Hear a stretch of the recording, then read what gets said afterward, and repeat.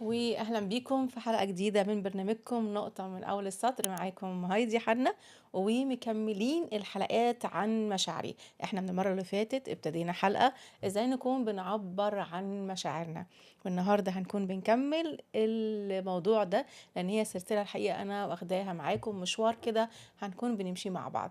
احنا حطينا سؤال على الفيسبوك وجات لنا اجابات كتير هكون بشارككم بيها لانها اجابات مهمة، وحقيقي مهم كمان أكون برد عليها عن المشاعر. طيب إيه هي بقى المشاعر اللي هنتكلم عنها النهاردة؟ هي كان السؤال كده: إزاي بتعبر عن مشاعرك وإنت حاسس بالظلم؟ إزاي بتعبر عن مشاعرك وإنت حاسس بالظلم؟ تابعوني بعد الفاصل. واهلا بكل اللي معايا وسامعني. معاكم هايدي حنا وبرنامجكم نقطة من اول السطر وسلسلة جديدة هي مشاعري. بنتقابل كل يوم اربع من الساعة 5 للساعة 6 على راديو سما اللي بيبث من خلال اذاعة صوت الامل. كمان بتقدروا تشوفوني على صفحة الفيسبوك الخاصة براديو سما واحنا برنامج على الهوا.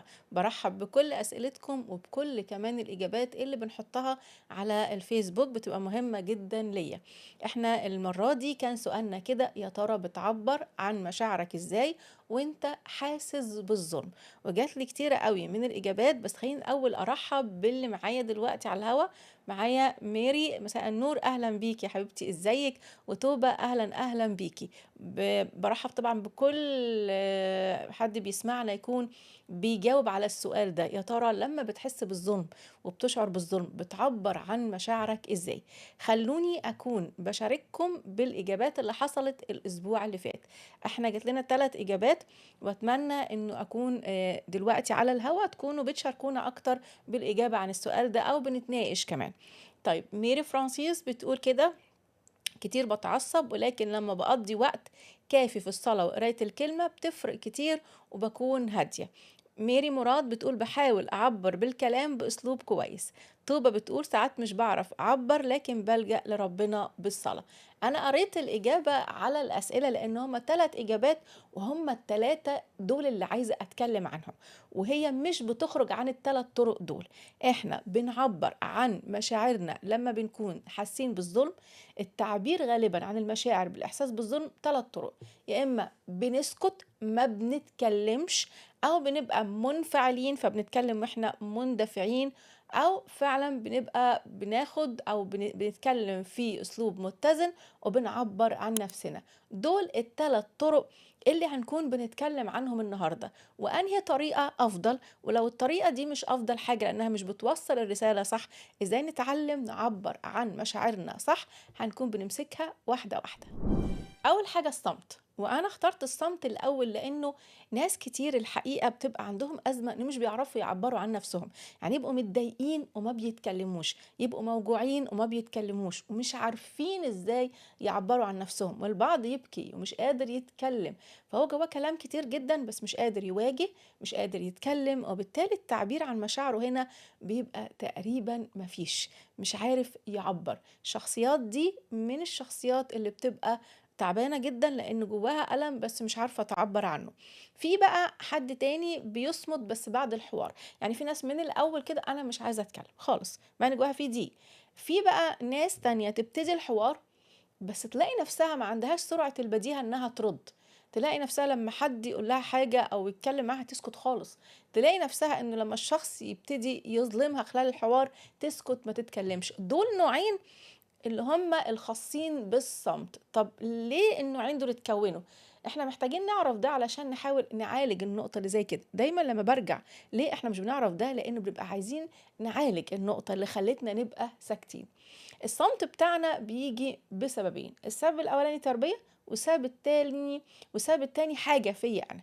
التربية اللي هو السبب الأولاني في حاجتين: يا إما أنا اتولدت واتربيت في أسرة ديكتاتورية قاسية، فكانت لما تاخد القرار مش من حقي أقول أي حاجة، مش من حقي أعترض، وما ينفعش أعبر عن نفسي، ولو عبرت عن نفسي هتبقى في مشكلة كبيرة ولازم أقول حاضر وما ينفعش أعترض. كل ده في تربية ديكتاتورية أو قاسية، وبالتالي أنا كبرت على كده. كبرت لما أحس بالظلم أنا مش هرد علشان ما تبقاش في مشكلة كبيرة، لأنه الذاكرة بتاعتي بتقول لي كده، بتقول لي إنه أنا لو اتكلمت وعبرت عن نفسي خبرتي الشخصية بتقول إنه ساعتها هاخد كلام قاسي أو أحيانا عقاب قاسي. من هنا بعض الشخصيات اللي هي بسبب التربية بتصمت، هي شايفة الظلم وبتصمت، ما عندهاش استعداد تتكلم. الفئة التانية اللي هي لما حد كان يسألها وهي طفلة صغيرة الأب والأم يردوا بالنيابة عنها. اسمك ايه يا حبيبي؟ الأب والأم يردوا عنها. في سنة كام؟ الأب والأم يردوا بالنيابة عنها. فأصبحت متكلة إنه حد تاني يكون بيدافع عنها. يعني هي تتظلم بس في حد تاني هو اللي هيدافع عنها، في حد تاني هو اللي هياخد لها حقها. وطبعا احنا عارفين انه يعني لما بنكبر وبتبقى عندنا مشكلة مش دايما هنلاقي حد تاني يكون بيعبر عن ضيقنا او يعبر عننا وعن ان احنا ازاي اتظلمنا. بس دي الفئة التانية. في بقى فئة كمان عندها او متبنية فكرة الاستنتاج والتوقع. يعني ايه؟ يعني بتسكت لانه الطرف التاني هو قاصد يعمل كده، الطرف التاني هو عارف ان انا متضايقة بس هو قاصد يضايقني، الطرف التاني هو شايفني متضايقة بس مش بيسألني انا متضايقة ليه، مطنشني. فدول اللي ماشيين تحت مبدأ انا مش هتكلم لانه الطرف التاني عارف بس هو مش عايز يرفع عني الظلم، الطرف التاني فاهم انه ظالمني بس هو مش عايز يرفع عني الظلم. ده اللي احنا بنسميه مبدأ الاستنتاج والتوقعات. وكان في وقت من الأوقات في حلقة من حلقات سكة التغيير، لما كنت ماشية في سلسلة سكة التغيير، اتكلمت عن إنه الاستنتاجات ده فكر مشوه محتاجين نتخلص منه لأنه بيخسرني علاقات كتير. دول الاتنين اللي لما بيبقى الشخص متبنيهم في حياته، اللي هو سواء التربية علمته كده فأصبح هو شخصيته كده، أو مبدأ الاستنتاج والتوقعات، لما بتبقى عندنا المشكلة دي احنا بنسكت، ما بنتكلمش. طيب السكات والصمت بيبقى نتيجتهم ايه علينا؟ بتبقى نتيجة مش ايجابية خالص، لانه انا جوايا في مرارة، انا جوايا فيا زعل، انا جوايا فيا ضيق، فاكيد انا هيبقى عندي غضب جوايا انا مش عارفة اعبر عن نفسه بس جوايا في غليان. مش بس كده، انا هيبقى عندي كمان مرارة تجاه الشخص اللي انا عارفة انه ظالمني وانا مش قادرة اتكلم واخد حقي، فجوايا مرارة غير عادية. وطبعا ده بيأثر على الغفران اللي برضو اتكلمت عنه في وقت من الاوقات. فكل ده بيعمل لي جوه كده عدم سلام داخلي رهيب. بجانب انه بعض الشخصيات بتتطور عندها الحتة دي انها تبتدي بقى تشتكي الشخص ده لاكتر من حد، فتبتدي تشوه من سمعته. هي غير قادرة على المواجهة فبتسكت، بس في نفس الوقت احنا عندنا نقطة تانية انه بتشوه سمعتها، بتتكلم عنها مع كذا حد، بتحكي معاها مع كذا حد، فتلاقي الناس كلها عارفة ان هي يعني مظلومة من الطرف ده الا الشخص نفسه. دي من الحاجات اللي بتبقى نتيجة الصمت وعدم الكلام. كمان بتبقى نتيجة الصمت وعدم الكلام لو أنا ابتديت الحوار، لو أنا من الشخصيات اللي ابتديت الحوار لكن مش عارفة أرد. كل ما يسألني سؤال على أساس عايز يفهم أكتر أنا ساكتة خالص. الحوار الشخص اللي قدامي ماشي فيه في الكلام وأنا مش قادرة أرد. بعد ما خلص الحوار بقى، يعني بجانب الإحساس بالمرارة وكل اللي قلته ده بيبقى عندي بقى لوم لنفسي كمان، لأن أنا حاولت أهو بس فشلت. فيبقى انا يعني بيتقال كده ساعات ايه، يبتدي يحكي مع نفسه، انت ازاي ما بترديش؟ ليه ما قلتيش الكلمه دي؟ كان المفروض تقولي الكلمه دي، كان المفروض تردي عليه تقولي كده. ازاي ما تقوليش الجمله دي؟ ازاي ما تدافعيش وتبرري عن نفسك مع انك انت عندك اللي يخليكي فعلا تدافعي عن نفسك؟ فيبقى في لوم رهيب، ازاي اقف كده ما اتكلمش ولا كلمه؟ فكل ده بيعمل مشكله كبيره. فالشخص الصامت اللي مش بيعبر عن مشاعره لما بيحس بالظلم جواه بيبقى فيه مشاكل كتير، لانه ما طلعش المشاعر اللي جواه. حتى لو بنصلي، الصلاة جميلة جدا وانا هتكلم عنها خلال الحلقة، بس الصلاة انا بحكي لله، لكن الفكرة انه بيفضل جوانا دي. يعني الشخص اللي بيجرب الصامت، اللي بيجرب انه بس بيصلي لله مش عارف يواجه، بيبقى جواه دي، مش بيبقى قادر يحس بالامان او بالسلام اللي جواه لانه ما عبرش عن مشاعره. طب ازاي بقى نتعامل مع الصمت علشان نقدر نتعامل بصورة صح؟ ده اللي هنعرفه بعد الفاصل. ورجعت لكم تاني بعد الفاصل وعايزين نكمل مع بعض ازاي لو انا شخص بسكت اقدر اعبر عن نفسي، خاصة انه انا بتكلم على احساس بالظلم. من الصعب جدا ان الانسان يحس بالظلم وحاسس انه مش عارف يكون بياخد حقه. دي محتاجة نتعلم ازاي نكون بنعبر نفسنا واحنا حاسين بالظلم. وانا اتكلمت في الاول او بديت بالشخصيات اللي ما بتتكلمش، اللي بتسكت تماما. فهي محتاجة تعمل كذا حاجة. اولا احنا محتاجين لكل شخص بيسكت ومش بيعبر عن الوجع اللي جواه إنه يبعد عن ذهنه فكرة الاستنتاج والتوقعات، يعني يجدد ذهنه إنه لا للاستنتاجات ولا للتوقعات. ويعملها إزاي؟ أولًا محتاج يعرف إنه الاستنتاج ده مشكلة كبيرة، لإنه ممكن يكون الشخص اللي قدامي مستمر في الحاجة اللي بيعملها بتضايقني، لإنه ببساطة هو مش عارف، هو مش عارف إذا كانت مضايقاني والّا لأ، أنا ما اتكلمتش، أنا ما عبّرتش، فهو بيتعامل من خلال طباعه وصفاته. ولازم نبقى مدركين إن إحنا شخصياتنا مختلفة عن بعض، ومش بس كده، يعني المرأة والرجل سيكولوجيتهم مختلفة عن بعض، فالحاجات دي الصفات والسيكولوجية والتربية والنشأة كل ده بيخلينا ساعات نسلك سلوكيات تبدو لي أنا عادية جدا، بس اللي قدامي بيحسها إنها ظالمة ليه، ده لأني أنا مش فاهماه. فأنا هفضل أعمل نفس الحكاية طالما ما حدش قال لي أنا زعلان من السلوك ده. عشان كده لا للاستنتاجات والتوقعات، فكر إنه الشخص اللي قدامك مستمر في اللي بيعمله مش عشان قاصد يغيظك، بس ممكن جدا هو مش عارف ان ده بيضايقك او بيغيظك نتيجة انه مختلف عنك في الصفات وفي كل حاجة. تاني حاجة كمان الاستنتاجات والتوقعات دي برضو بتبقى مؤذية جدا، فعشان كده عايزة اجدد ذهني انه ممكن او يكون الشخص ده بيمر بموقف صعب، والموقف الصعب اللي بيمر بيه خلى ردود افعاله مش حلوه. يعني لما بتكون انت مقريف ونفسيا مش احسن حاجه، ساعات ردود افعالك بتبقى مش حلوه، وساعات كمان بتاثر على القرارات. علشان كده احنا بنقول كتير قوي لما بتكون غضوب ما ينفعش تاخد قرارات، لان القرارات غالبا بتبقى ظالمه لبعض الشخصيات. فانت ممكن تقول هو ممكن تبقى حالته النفسيه مش احسن حاجه، وبالتالي ما ينفعش اقول هو قاصد، لا هو احنا محتاجين نكون بنتكلم معاه. كمان ممكن يكون اللي عمله ده رد فعل ليك، يعني ممكن تكون انت مش واخد بالك عملت سلوك، السلوك ده خلى فيه رد فعل، رد الفعل ده ظلمك. يعني ممكن تكون انت قلت كلمة عملت حاجة ضايقته، فخد قرار او عمل حاجة حسستك انك مظلوم، بس بالنسبة له هو رد فعل. دي اول خطوة لازم تعملها، انك تتخلص من الفكرة المشوهة اللي هي الاستنتاجات والتوقعات، لان في اهو حاجات تانية ممكن تبقى موجودة قدامنا تخلينا نرجع في كلامنا. هو مش قاصد يعمل كده، هو مختلف عني، هو ممكن يكون مقريف نفسيا مش احسن حاجة، ممكن يكون رد فعل لسلوك انا عملته. دي اول خطوة. تاني خطوة بقى ابتدي عبر عن نفسك. والحقيقة لكل شخص مش متعود يعبر عن نفسه، لكل شخص مش متعود يعبر عن نفسه هو محتاج يتعلم يعبر عن نفسه اولا بالكتابة. يعني اكتب اللي انت عايزه وبعته لنفسك. احنا الحمد لله يعني عندنا دلوقتي السوشيال ميديا، بتقدر تبعت رسالة لنفسك على الواتساب، يعني بقت حاجة جميلة. فاحنا بنكتب اللي احنا كل اللي عايزين نقوله، منها بنطلع كل الضيق اللي جوانا، ومنها بنكتب احنا عايزين نقول ايه. دي بتبقى بداية للشخص اللي مش بيعرف يعبر عن نفسه انه يكتب، لانه على الاغلب اللي مش بيعرف يعبر عن نفسه ممكن يكون بيعبرها بالكتابة اكتر. او لو مش بتعرف، حاول وانت بتتكلم مع نفسك. يعني بعض الشخصيات بتبقى عندها القدره تحكي مع نفسها هي متضايقه من ايه، بس ما عندهاش القدره على المواجهه. فكانك بتحكي مع نفسك، بس اكتب الكلام، اكتب كل اللي انت عايز تقوله وابعته لنفسك، وبعدين بص عليه وشوفه. لو في كلمه مش احسن حاجه فيها اهانه للي قدامك، لو في كلمه انت حاسه انها غلسه شويه ممكن تضايق اللي قدامك، لو في كلام انت لسه عايز تقوله، عدل الرساله زي ما انت عايز. وبعد ما تعدلها وتحس ان الرساله دي هتوصل المشاعر اللي متضايقة واللي زعلانة بصورة صح، واللي قدامك هيفهم هو ضايقك في ايه، وبدون ما تكون بتهينه، ابعت الرسالة على طول. انت بكده عبرت عن نفسك.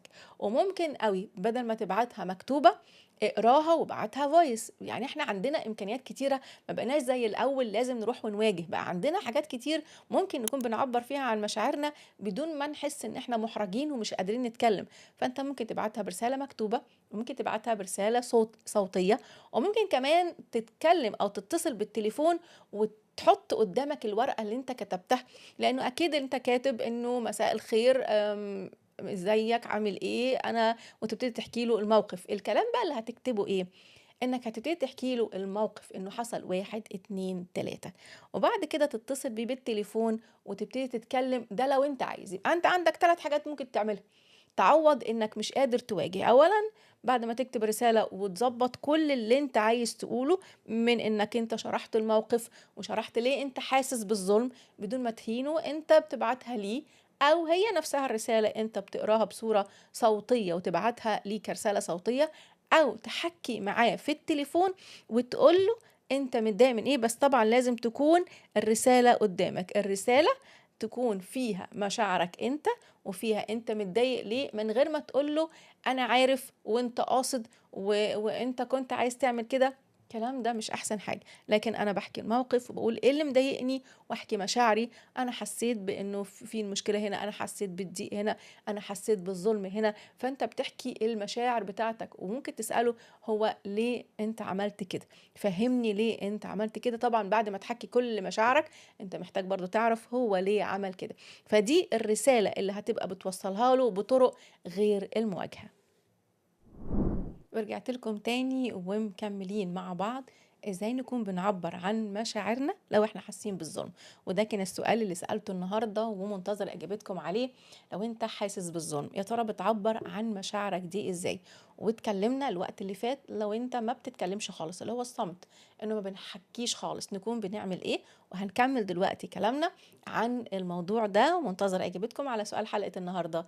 لو حاسس بالظلم بتعبر عن نفسك ازاي؟ تابعونا، أنا معاكم على الهواء على راديو سما اللي بيبث من خلال إذاعة صوت الأمل. كمان أنا معاكم على الفيسبوك. طوبة بتسأل سؤال مهم، بتقول ساعات المواجهة مع الشخص اللي ظلمني لما بيعرف إنه ظلمني بياخدها على إنه عرف الشيء اللي بيظلمني فيه وبيتمادى. طوبة شكرا جدا ليكي. ولسؤالِك ده أنا هارُد عليه في حلقة من الحلقات، غالبًا ممكن تبقى الحلقة الجاية. هارُد إنه إحنا لمّا ما بنتكلّمش بيبقى ساعات السبب الطرف التاني، ونتعامل إزاي، وبرضه نعبّر عن مشاعرنا إزاي. فتابعيني الحلقة الجاية، أنتِ كده متابعاني يا طوبة، فتابعيني نكمّل مع بعض الحلقة الجاية. أنا هنا باتكلّم على البشر الطبيعيين، يعني هو شخص يعني ما يهونش عليه إن أنا أزعل منّه، وبالتالي بيكون عامل حاجة فأنا أكون لازم باتكلّم وأقول إيه اللي جوّايا. وكمان هاتكلّم في حاجة خلال الحلقة يعني قبل ما أخلّص، إنه ساعات بنبقى إحنا السبب في الظلم ده. يعني إحنا بنظلم نفسنا وبنخلّي الآخرين يظلمونا، وهاقول ليه بيحصل الحكاية دي. بس خلّيني أكون باكمّل الناس اللي هي ما بتتكلمش. أنا اتكلمت الشخصيات اللي ما بيتكلموش خالص. في جزء تاني بقى، اللي هو بيبتدي حوار وبعدين يكتشف إنه ذهنه مش منظم، وإن اللي قصاده ذهنه منظم جدًا فيتوّهه. يعني بيبقى ذهنه منظم لدرجة إنه ممكن يتوّهه، ويبقى واخد باله إنه بيتوّهه، فهو يخلص من الحوار آمم، يعني مش مبسوط، خرج مظلوم برضه. يعني الحوار خرج مظلوم والتاني كأنه ما ظلمش، فبيبقى خارج متضايق. الوقت ده يعمل إيه؟ الشخصية دي محتاجة قبل ما تروح تكوني بتكتبي أنتِ عايزة إيه، أو بتكتب أنت عايز تقول إيه. يعني من الآخر روح وأنت منظم فكرك. يعني قبل ما تتكلم اكتب وأنت منظم فكرك. لكل شخص، أنا النهارده هتلاحظوني باقول اكتب كتير، لأنه في شخصيات ما عندهاش سرعة بديهة، شخصيات بتحتاج وقت تقعد تحكي مع نفسها وتكتب عشان تروح وهي مدركة ومنظمة الحوار. فاكتب الحوار اللي انت عايز تقوله عشان تنظم فكرك. ولما تبقى بتنظم فكرك بيبقى مهم جدا انك تبعتها تاني. يعني انا بعد ما خرجت من الحوار وحاسه ان انا متضايقه، في ناس تقول خلاص راحت، يعني خلاص الحوار انتهى وانا خلاص كده اتظلمت. لا، مفيش حاجه اسمها راحت، مفيش حاجه اسمها انه خلصنا الحديث وانا كده خلاص مش هينفع. لا، ينفع. ليه ما ينفعش؟ لما انت تبقى مروح وذهنك ابتدى يبقى منظم، لان في ناس كتير جدا ذهنها يتنظم بعد الحوار. يعني بعد ما يخلص الحوار وهي مروّحة يبتدي ذهنها يبقى منظّم. فبما إنّك ابتديت تنظّم ذهنك وابتديت تفتكر الحوار وعندك رَد على الأسئلة، اكتب الرسالة وابعتها له تاني. بس الرسالة علشان اللي قدّامك ما يقولش ما إحنا خلّصنا الحوار، ابتديها بكده: أنا عارف إن إحنا خلّصنا الحوار، لكن أنا لسه جوايا كلام، فأنا هاستأذنك أكون باشاركك بالكلام، وأنت كنت سألتني كذا سؤال وأنا هاكون بارُد عليهم من خلال الرسالة دي. وتبتدي تكتب، برضه هنكتبها وتبعتها لنفسك وتقراها. وبرضه هتعمل حاجتين: يا إما بعد ما تبقى خلاص اتطمنت إن أنت قُلت كل اللي جواك، يا إما تبقى بتبعتها له رسالة، أو رسالة صوتية، أو بتتكلم في التليفون. المهم تبقى بتقراها علشان يبقى أنت خلاص ذهنك اتنظم بالمكتوب. الشخصيات بقى اللي زي كده اللي هي ذهنها مش منظم، يعني احنا الشخصيات الصامتة خالص بنعلمها ازاي في الاول تبتدي تعبر عن نفسها. لكن الشخصيات اللي بتقدر تواجه لكن ذهنها مش منظم فبتسكت قدام اي سؤال بيتسأل، نصيحتي ليها هنا ان قبل ما تروحي تنظمي فكرك بانك تكتب. يعني انا بكتب قبل ما اروح اكتب. ليه اكتب؟ علشان خاطر اللي قصادي لو توهني انا معايا حاجات مكتوبة. فانا بعد ما اكتب كل اللي انا عايزه اقوله، كل النقط وكل حاجه، وابعتها برضو لنفسي على الواتساب، فاقعد كده قدام الشخص واعبر عن اللي جوايا بالمكتوب. وهو لو حاول ساعتها انه يتوهني انا هقول له لا، ارجعه، لا خلي بالك انا بتكلم عن النقطه دي. فذهنك يبقى في النقطه دي. واللي يساعدك اكتر ان لما الطرف التاني يبتدي يحكي او يرد عليك، اكتب وراه الملاحظات. يعني خلي قدامك الحاجه اللي تكتب على ورقه، يعني ورقه وقلم، الموبايل، اي حاجه يبقى قدامك تكتب فيها. الشخص اللي مش منظم واللي مش بيعرف يرد في الحوار لازم يستخدم ورقة والقلم وقت كبير لحد ما ذهنه يتعود على التنظيم، فتكتب وراه وبعدين ما تخليش اللي قصادك يتريق عليك ويهز من ثقتك في نفسك. غالبا اللي قصادك لو هو غلطان بيحاول يعمل كده، فيحاول يقول لك يعني هي ناقصه ورقه وقلم، طب ما تكلمني عادي، ايه يعني عامل لي هنقعد بقى نكتب كل حاجه وتسجل لي الكلام؟ قول له انا ذهني بيتنظم بالطريقه دي، وبما انك انت عايز ان الحوار ينتهي واحنا اتنين نبقى راضيين، اعتقد مفيش حاجه تضايقك لما اكتب، فما تخليهوش يخليك تتراجع وما تكتبش، لان هو ده اللي عايزه. ده اللي عايزه منك، انك ما تكتبش، انك ما تبقاش منظم الفكر. هو مش عايز اكتر من كده. فلما ينجح انه يقولك ما تكتبش وانت ما تكتبش، هنا الغلطة. بما انك ذهنك مش بيبقى منظم غير بالكتابة، او تعود نفسك ذهنك يبقى منظم بالكتابة مش شفوي، يبقى انت محتاج تكون بتستمر في الكتابة. ليه؟ علشان لما بتكتب الملاحظات اللي بيقولها هترجع ترد عليه، لان انت اكيد هيبقى عندك رد على الاسئلة دي. او لو حسيت انه تاه وخرج من الموضوع، قوله لا، الكلام ده غير انا بقوله، انا بتكلم على النقطة دي، فما نخشش في حاجة تانية. فانت كده بالكلام الحقيقة بتحاول تكون منظم الدنيا. فانت عشان كده قبل ما تروح محتاج قوي تكتب. الشخصيات اللي ما عندهاش سرعة بديهة او ذهنها بيبقى بيحصل له تجميد لما بيبقى في حوار، خاصة الشخص القصادي لو منظم او ممكن يتوهني في الكلام. ده اللي لازم تكون بتعمله قبل ما تروح. طيب في نهاية الحوار انت محتاج تقول يبقى احنا اتفقنا على ايه، وتكتب احنا اتفقنا واقول له انا بكتب عشانك وانا افتكر على واحد اتنين تلاتة. ليه؟ لأنه الشخصيات المحاورة لما بتبقى حافظاك بتعرف ان انت ممكن تنسى، او ذهنك عشان مش منظم ممكن تقع منك المعلومة. فبعد كده لما انت تطالبه يقول لك احنا ما اتفقناش على كده قوي، احنا اتفقنا على كذا، فيبتدي يوحك في الكلام. فانت هتقول له طيب احنا اتفقنا على واحد اتنين تلاتة، صح كده؟ تمام صح. ابعتها له رسالة على الواتساب وانت قاعد، قول له تمام هبعتها لك رسالة عشان انا وانت نفتكر احنا اتفقنا على ايه. وبالتالي يوم ما يبقى بيحاول يلاوع او بيحاول يكون بيعمل حاجات انتوا ما اتفقتوش عليها، قول له يا ريتك ترجع للرساله اللي انا بعتها لك، ان ده كان حوار بيني وبينك. ده الشخصيات الصامته. محتاجين نجرب ونبتدي نعمل الخطوات دي الوقت اللي جاي. يعني بعد ما سمعتوني محتاجين قوي تعملوا الخطوات دي الوقت اللي جاي علشان تنجحوا تعبروا عن نفسكم. عدم التعبير عن نفسه والصمت مؤلم جدا ليكم. وهنا نيجي بقى للسؤال. في ناس بتقول انا ابتديت اسكت لان اللي قصادي بيقلب الترابيزه، لان اللي قصادي مش مهتم بيا، لان اللي قصادي بيفضل مستمر في الظلم بتاعي، لان اللي قصادي زي ما قالت كده توبة انه لما بيعرف ايه اللي بيضايقني بيصر يكمله تاني. فانا سكت. هنا انا هعمل لكم فعلا حلقة مخصوص للانواع دي من المناقشات، وازاي برضو نعبر عن مشاعرنا بصورة صح، وازاي ناخد بالنا ان مشاعرنا ما تنجرحش تاني. تابعوني بقى بعد الفاصل عشان ناخد الشخصيات المندفعة اللي بتطلع تجري كده تتكلم وبرضو ما بتعرفش تاخد حقها، لان التعبير عن المشاعر بالطريقة دي برضو بتأذيني. اهلا باللي لسه متابعني. احنا ابتدينا من الساعة 5 ومكملين للساعة 6، وبنتكلم النهاردة عن التعبير عن مشاعري لما اكون حاسس بالظلم. وقلنا انه في ناس بتسكت وناس بتبقى مندفعة وتتكلم على طول. الوقت اللي فات اتكلمنا على الصمت، والوقت الجاي بقى هنتكلم عن الشخصيات المندفعة اللي تتكلم بعصبية، اللي تتكلم وهي مش بتصبر شوية لحد ما ترتب افكارها. الشخصيات دي هي لحد كبير عصبية. علشان كده انا بطلب من كل شخص بينفعل ويتسرع ويطالب بحقه بس بطريقة ناشفة وعصبية، محتاجين تكونوا بتسمعوا الحلقة الخاصة بالعصبية. الحلقة دي هتلاقوها في حاجتين، هتلاقوها على ساوند كلاود الخاص براديو سما، او هتلاقوها على قناة اليوتيوب الخاصة بيا هايدي حنا. والاتنين انا بشكر فريق المتابعة حاطط لنا الرابطين موجودين قدامنا. اختاروا ده او ده بحسب ما انتوا عايزين. اتكلمت على العصبيه كتير، بس انا دلوقتي مش هتكلم بقى على العصبيه كعصبيه عشان دي موضوع كبير واتكلمت عنه، لكن هتكلم معاكم بصفه عامه كده. هحط نقط سريعه حاولوا تبقوا بتطبقوها، بجانب انكم تعرفوا ازاي تتعاملوا مع العصبيه. اول حاجه، ما تعبروش عن مشاعركم وانتوا زعلانين او انتوا في غضب. مش زعلانين، في غضب. ليه؟ لما بتروح وتعبر عن مشاعرك وانت غضبان مش بتعرف تقولها بطريقة صح، ذهنك بيبقى مشوش. على فكرة مشاعر الغضب بتشوش الذهن، بتخليه مش منظم، بتخليه يقول كلام مش مترتب.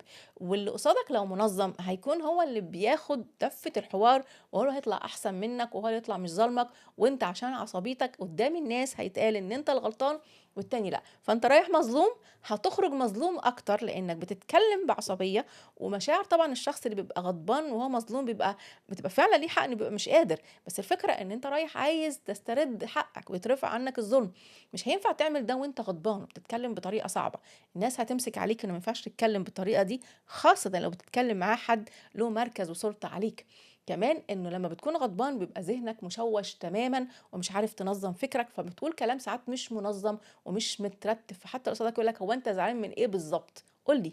فعلشان تاخد حقك أنت محتاج تهدى شوية، وتهدّي انفعالاتك وما تتكلمش في وقت غضبك، ودايمًا أقول زي ما أنا قُلت الصامت محتاج يكتب عشان يعرف هو عايز يقول إيه، المندفع العصبي محتاج يكتب عشان يهدّي شوية من العصبية بتاعته، يعني هو لمّا تكتب كل المشاعر اللي جواك اكتبها، اكتبها، اكتبها، فأنت بتطلّع كل اللي جواك فبتبقى هادي شوية، ومنها كمان لمّا بتكتب بتبتدي تعرف أنت عايز تقول إيه للي قدّامك.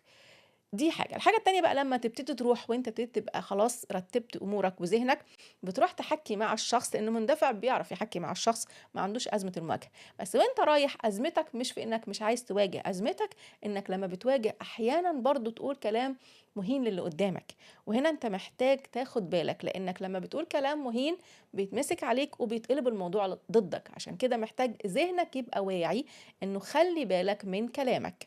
ويبقى عندك حتة ضبط اللسان إنه أنا مش هينفع أقول الكلام ده، يعني الحقيقة الشخص المندفع الحقيقة محتاج كل الحوار يبقى ذهنه واعي، يعني بتبقى مشغل ذهنك وانت بتتكلم. انا عارفة ان ده صعب بس ده تدريب، وعشان كده قلت لكم شوفوا كمان حلقة العصبية، تدريب ان وانت بتتكلم ذهنك واعي، ان ما يقولش كلام يؤخذ عليك، انك بتعبر عن اللي جواك بدون ما تهين اللي قدامك، انك بتقول الموقف اللي حصل بدون اهانة، فانت بتقول له حصل واحد اتنين تلاتة واللي حصل ده ضايقني عشان 1، 2، 3 فأنا باتكلم بمنطق بدون ما أكون باهين اللي قدّامه، مش بس كده، أنت محتاج كمان تكون واعي أوي للمحاور اللي قدّامك، لإنه على الأغلب لمّا بيكون المحاور ذكي وغلطان وبيعرف إن اللي قصاده شخصية مندفعة عصبية بيحاول يستفزه علشان خاطر يخرج عن شعوره، وفي الآخر تطلع النهاية إيه، إنه أنا كظالم أنا اللي بقيت مظلوم وحضرتك كمظلوم أصبحت أنت الظالم وتستاهل اللي بيحصل فيك ده. عشان كده كمان خليك واعي للشخص اللي محاور.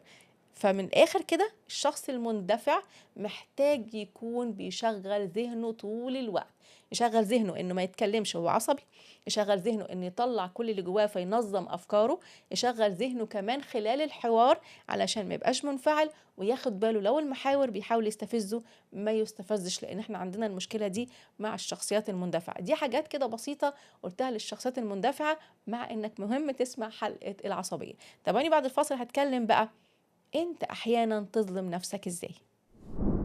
مكملين حلقة النهارده وبنتكلم ازاي تعبر عن مشاعرك لما تكون حاسس بالظلم، وده مهم قوي، واتكلمنا عن نوعين، النوع الصامت والنوع المندفع، وحلو قوي ان نكون بنحاول نطبق الخطوات دي، لانه التعبير عن المشاعر مهم جدا، بيخلي عندنا سلام داخلي لما بنخرج اللي جوانا بس بصورة صح.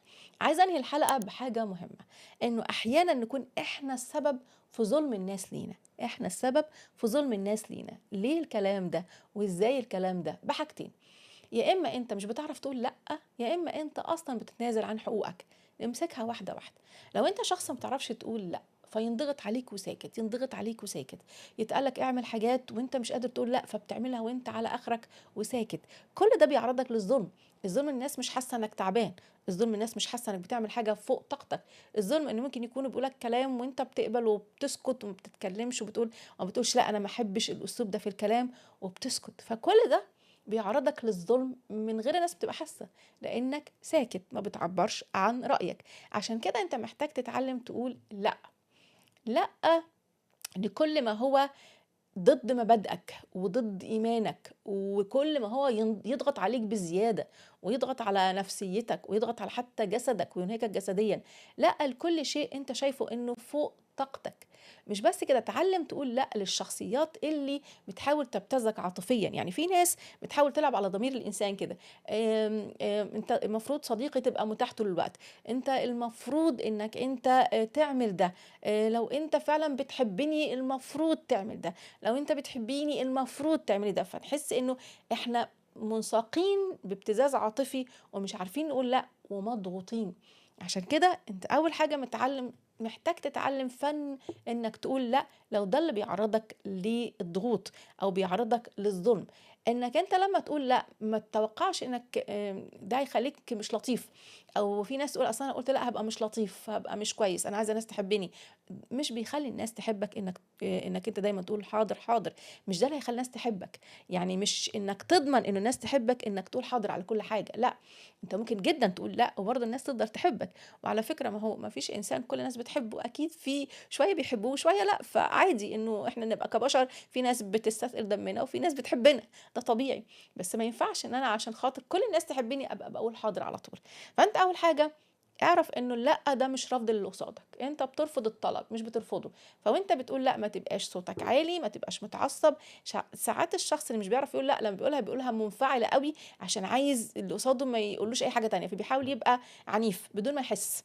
لأن هو عارف إن اللي قصاده لو اتّك عليها هيقول حاضر، فكأنه بيقولها بعنف لنفسه، إنه لأ خلّيكِ صامدة وقولي لأ، لأ إحنا بنقول لأ بدون صوت عالي، لأن الصوت العالي والعنف بيظهر اللي قدّامه إن أنا رافضاه هو شخصيًا مش رافضة الفكرة، فأنا لمّا باقول لأ، باقول لأ للفكرة مش للشخص، وبالتالي حتى لغة جسدي ما فيهاش انفعال، لمّا باقول لأ بتقول لأ وعندك السبب، لأ عشان 1، 2، 3 ولو اللي قصادك حاول يضغط عليك أو قال لك لأ أنا محتاج ضروري، ضروري، اهرب منه في حتّة طَب معلش سيبني أفكّر، أنا مش عارف ظروفي وهارُد عليك.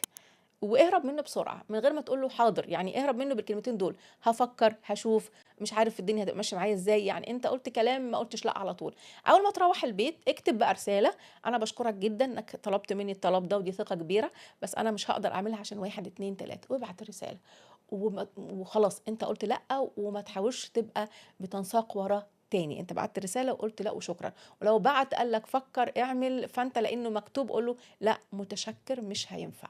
لإنك قادر تكتب ده، ديّة تعرف تقول لأ. الحاجة التانية الشخصيات اللي مش بتحب تطالب بحقوقها، بتتنازل عن حقوقها وده شيء مش صح، يعني مش معنى إن أنا باطالب بحقي ده معناه إن أنا أناني، إحنا محتاجين ناخد بالنا لينا حقوق، زي ما الآخر ليه حقوق وأنا باحاول أعمل اللي عليَّ، كمان أنا ليّا حقوق الآخر محتاج من الآخر يحترمها، فأنت محتاج أوي إنك تقول لأ ده أنا محتاجه، محتاج تطالب بالحقوق، ليه؟ لإنه الناس لمّا بتشوفك أنت مش بتطالب بحقوقك ودايمًا ما فيش مشكلة، يعني الشخصية دي تقول إيه، لأ ما فيش مشكلة، أنا ما عنديش أزمة، لأ ما فيش مشكلة، فأصبح إيه، الناس دايمًا آخر حد يفكّروا فيه هو الشخص ده، تحت مبدأ أصله ما بيزعلش، أصله ما بيتضايقش، فبتبقى تقريبًا في آخر القايمة اللي بيهتموا بيها، لإنك أنت نَفْسك بتبيّن ليهم إنه ما عندكش مشكلة، فبما إنك ما عندكش مشكلة فبتتظلم، لإن الناس مش بتفتكرك.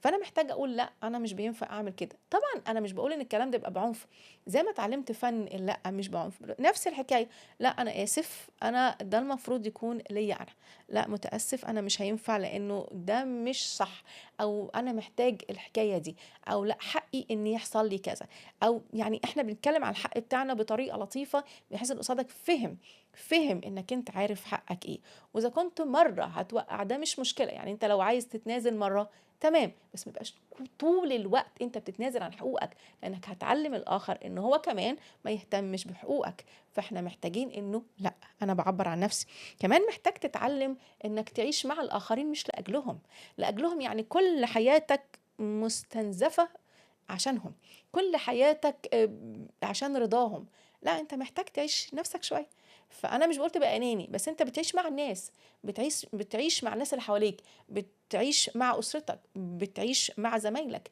بتعيش مع المجتمع اللي أنت فيه، بتعيش معاهم يعني إيه؟ يعني أنت بتشوف فعلًا واجباتك إيه وبتقوم بيها، لكن في نفس الوقت مش ظالم نفسك، مش بتطحن نفسك، مش بتتنازل عن كل حقوقك، دي اسمها بتعيش مع، مش بتعيش لأجل. مهم جدًا تعرف المبدئين دول لأنهم الحقيقة هم السبب في إنه الناس بيرجعوا يظلموك، فقبل ما تطلب إن الناس ما يظلموكش أنت ما تظلمش نفسك.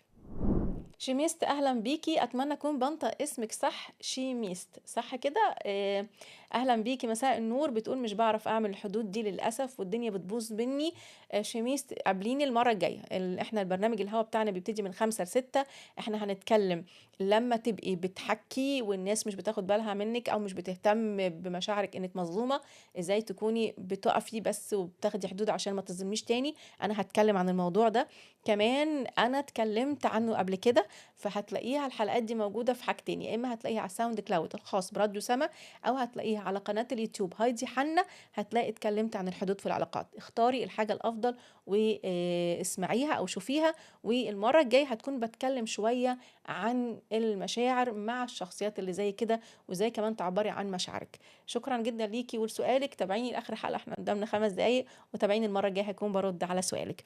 اخر حاجه بعد ما اتكلمت انه ازاي تكون بتحترم مشاعرك انك حاسس بالظلم، وازاي تكون بتعبر عنها لا بتسكت ولا بتندفع، وازاي انت كمان ما تظلمش نفسك، عايزه اقول انك انت محتاج فعلا تصلي. احنا قلنا انه الصلاه مهمه، بس الصلاه لوحدها ونقطه مش هتكون بتسدد الاحتياج ده. فانت بتصلي قبل ما تروح تتكلم، بتصلي قبل ما تعبر عن نفسك. ليه بتصلي قبل ما تعبر عن نفسك؟ لأنه الله في الوقت ده هيديك السند والمعونة، في الوقت ده هيكون بيخفف عنك. فأنت محتاج تطلع الألم والضيق اللي جواك قدام ربنا، وتقول يا رب فعلا أنا محتاج تكون بتساعدني. دي حاجة. الحاجة التانية تكون كمان بتساعدني أتكلم وأعبر عن نفسي صح. لكن الخطوة اللي بعدها لازم إنك بتعبر عن نفسك. يبقى احنا بنصلي وبعد كده بنروح نعبر عن نفسنا. عايزة أكون قبل ما اخلص الحلقه عايزه اسيب معاكم الايات الجميله قوي دي. هي في مزمور 34. عايزه اشجع كل واحد حاسس بالظلم دلوقتي، وعايز الوقت الجاي يكون بيجرب. لو انت حاسس بالظلم وصامت، ازاي تكون بتحكي؟ لو انت حاسس بالظلم ولما اندفعت كان في مشكله، ازاي ترجع تاني وتحاول تفتح الموضوع؟ عايزه اسيب لك الكلام الحلو ده، الايات المشجعه. انه بيقول كده: هذا المسكين صرخ والرب استمعه، ومن كل ضيقاته خلصه. قريب هو الرب من المنكسر القلوب، ويخلص المنسحقي الروح. آمين. الله معاكم ومساندكم، وهو سامع الشكوى وسامع إحساسك بالظلم. بس بعد كده وبعد ما تحس بأن وجود الله معاك مهم جدا، انت كمان محتاج تكون بتتحرك، فالله معاك في كل خطواتك. نتقابل الحلقة الجاية ومشاعر جديدة في حياتنا محتاجين نعرف نتعامل معها ازاي. اشوفكم الحلقة الجاية.